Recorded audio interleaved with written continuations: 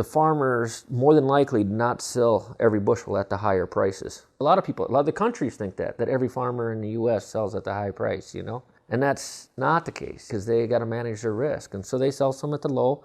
Hopefully they sell some at the high. But the reason there's a high price is because there's limited supply. Not every farmer has a ton of bushels to sell at that high price. So it appears that the farmer should be making a lot of money sometimes. That's not always the case.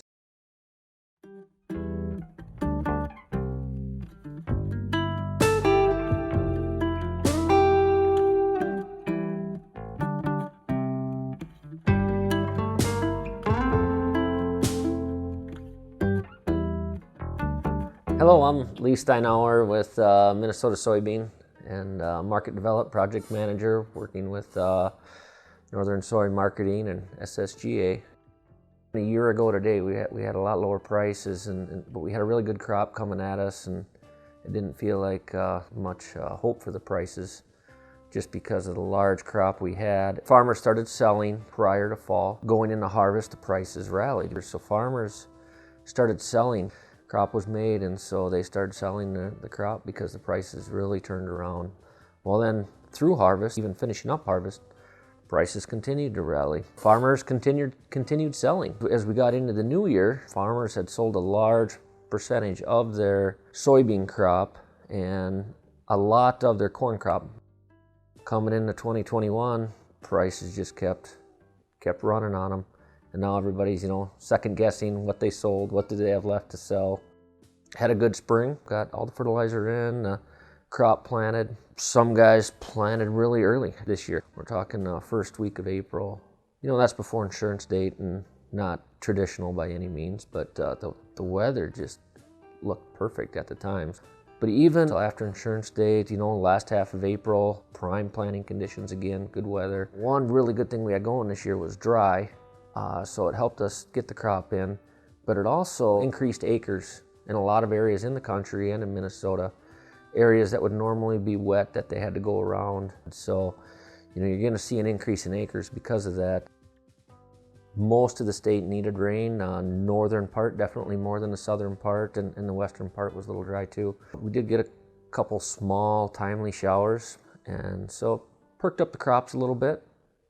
And then we get into end of May and we get a frost advisory. There was some low areas, really had a lot of damage. Another area I've noticed that got hit a lot was the no-till fields. Because of, the ground was a little warmer on conventional tillage fields, so there was still enough heat there to prevent the frost from doing damage. Whereas the no-till, they cooled off a lot faster, and so there was a lot more replants in fields with that kind of tillage. The state, it's still dry. Everybody would like some rain. It would perk up the crops, get those roots going down, the corn getting into the nitrogen, kick it into the gear to the next stage. But today, we're okay. We're just dry. But it can be scary because farmers are not sure what they should be selling. They like the prices, right? Got high prices. You want to take advantage of them. How much higher are they going to go? That's the question. But it doesn't matter if you don't have a crop. Crop condition report comes out every week. Minnesota here, we got corn is at 69%, good to excellent. Down from last week and down from last year. Last year at this point we were in the 80s. Very similar situation with soybeans. Soybeans are at 67%, good to excellent here in Minnesota. Again, a year ago it was in the 80s. Looking forward with the forecast, the 100-degree weather days we're having now, we will expect the crop condition to deteriorate.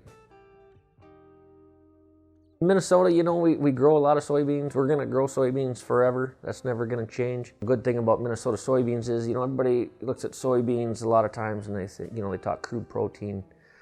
Sure, crude protein's important, but essential amino acids in soybeans and their nutritional value, and that's where Minnesota soybeans and northern soybeans really can benefit feed production, stand out. For all the international buyers out there and domestic buyers, we sure appreciate your business. We strive to do the best we can and appreciate your support.